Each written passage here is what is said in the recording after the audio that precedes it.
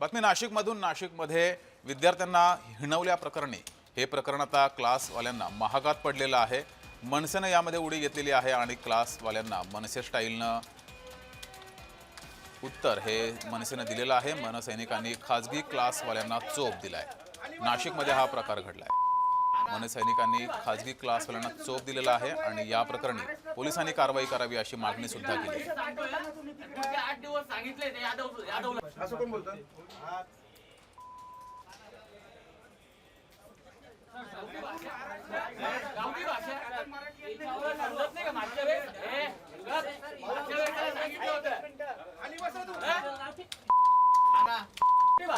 लाज नाही वाटत तुला? इथं कमवायला येतो ना, महाराष्ट्रात पोट भरतो ना. मराठी शिका. इथून पैसे हेच सांगतोय. पाठवता ना तुम्ही तिकडे. पुढचे 8 दिवस सांगितले ते यादवला. त्या 8 दिवसात जर काही भैटे दिसले तर ते सगळे त्रास व्हिडिओ होऊन टाकणार. सगळे व्हिडिओ माझ्याकडे सगळे. चला abusing child, abusing sir child तो नहीं है सर ये। वो छोड़, लॉ छोड़, लॉ हम ही है और तेरे को फोड़ेंगे भी. तू मराठी शिकत का बरं नाही? आत्ताच्या आत्ता रिझाईन दे तुझा. आता दे.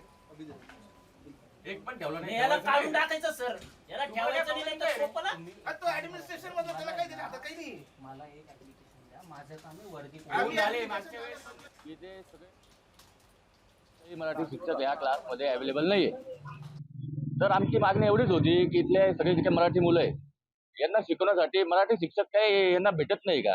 सर्व परप्रांतीय एक पण मराठी शिक्षक इथे अवेलेबल नाही. तर त्यांना विनंती करण्यासाठी आज आम्ही आलो होतो. पुढच्या 8 दिवसात यांनी जर का यांचा स्टाफ बदलला नाही तर आम्ही हा क्लास करून टाकू. शिक्षक शिकवणारे 50 जण आहे, त्याच्यापैकी 4-5 जण मराठी शिक्षक आहे, बाकी सगळे परप्रांतीय आहे.